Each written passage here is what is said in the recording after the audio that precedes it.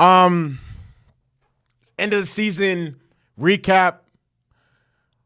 Ah, man, it's unfortunate that but unless you win the Super Bowl, at some point your season is going to come to an end, and even if you win the Super Bowl, your season is going to come to an end. The Jacksonville Jaguars lost to the Kansas City Chiefs, 27-20, in the divisional round of the 2022-2023 season, and first and foremost, I want to call a spade a spade. We were 8 points away from the AFC Championship game. It would have been our first one since 2017. We definitely exceeded expectations this year. The last 2 months have been crazy. We won 8 of our last 9 games, and just last week we came back from being down 27-0 to beat the Chargers in the third largest comeback in NFL postseason history. And then we turned around and we lost by just 7 to the Chiefs. I'm not going to lie. I'm really, really excited about the future, and I'm excited for what we are building. But I'm not going to lie. I was pissed. I'm still pissed, actually, that we lost to the Chiefs the way we did, especially considering I feel like we just made too many mental errors and shot ourselves in the foot. I don't think it was a situation like what we saw with the Giants and the Chiefs where the Giants just got steamrolled by the Chiefs. It wasn't that situation whatsoever. And to see us lose in that fashion and the way we did lose was, very, very disheartening and really, really frustrating, because I just definitely feel like we had more than enough to grind out a W. We had more than enough to pull out a W. We had more than enough to win the game, honestly. But we just we left too many plays on the field. We left way too many plays on the field, offense and defense. Like offense was okay. At times they were extremely stagnant. Especially in the third quarter when the defense was coming up with stops and was really limiting the Chiefs and coming up with crucial stops. For example, like this didn't happen in the second half, but it happens in the first half where some of the key plays that we left on the field, man. Christian Kirk, that drop that Christian, bro.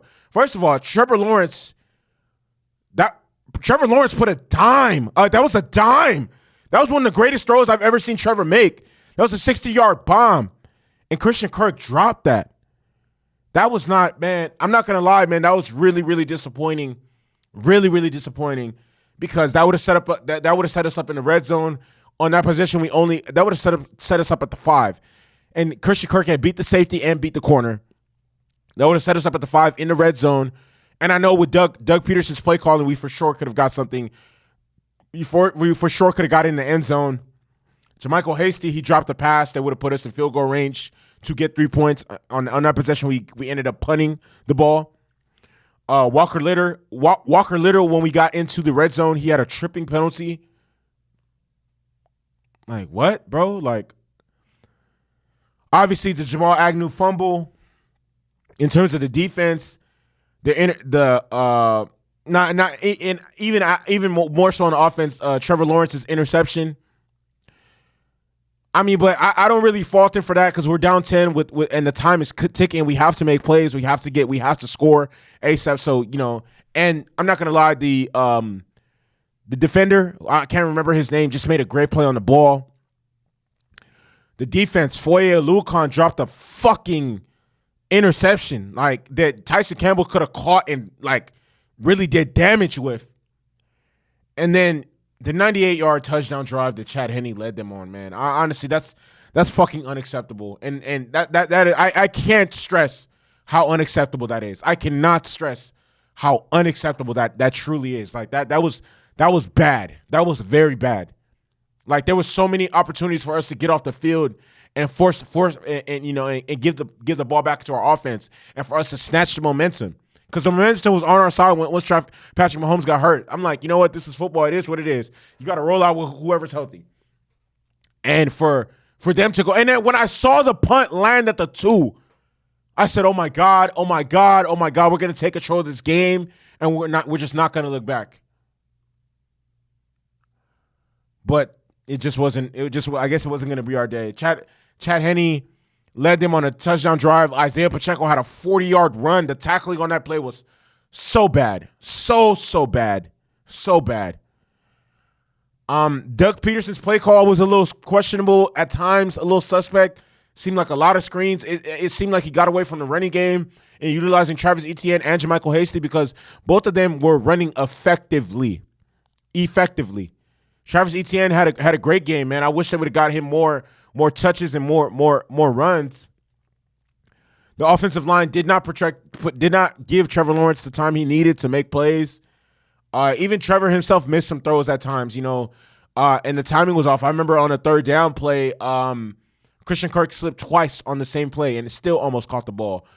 But we just let too many plays out there on the field. But fortunately for us, this team is trending upwards. And a lot of the problems that we had in previous off seasons, I don't think we will have this off season. We have our quarterback of the future. We have our head coach of the future. We will probably be retaining the majority of our staff. And overall, we just left too much. We left too many plays out there on the field that just weren't had. You know what I mean? I definitely feel like this is going to be a learning experience, and we're going to be able to grow from this situation and grow from this. And I honestly, in my heart of hearts, in my truest conviction, I feel like we will be back. I think we will still be the best team in the AFC South next year, and we will make the playoffs again. And hopefully it's as a higher seed. Hopefully it's as a 2 seed or a 3 seed. I don't want to be the 4 seed again and have to go into the number 1 seed's house. But with that being said, I mean, it is what it is. It stings because, it like I said, it was a close game. We played them. This is our second time playing them. The first matchup we played them, we only lost by 10. The second matchup, we lost by 7 in a game where I definitely feel like we could have had. But with that being said, I first and foremost want to thank the owners, Shad and Tony Khan, for doing what it takes to rebuild and just invest into the team and bringing in guys like Evan Ingram, Zay Jones, Christian Kirk.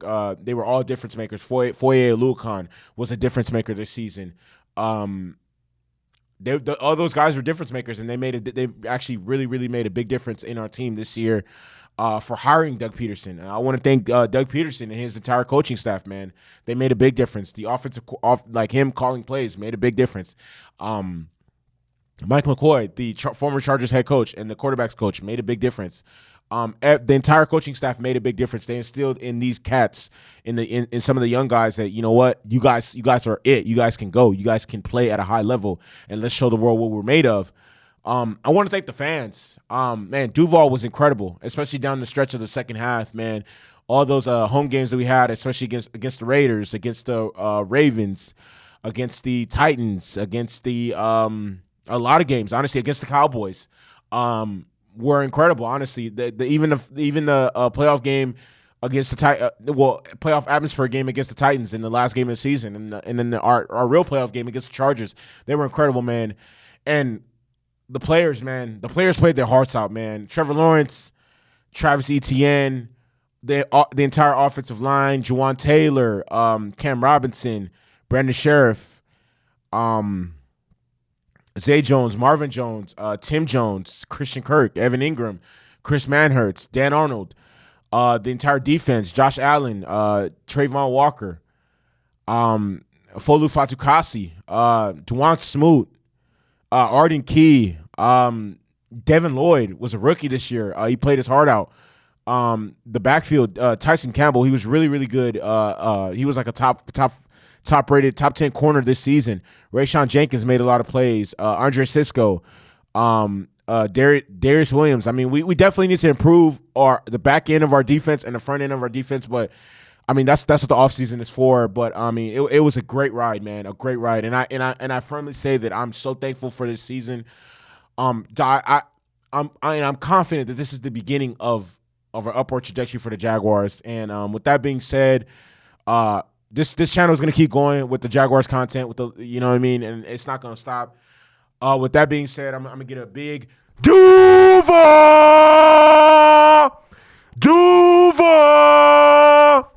I'm out this bitch.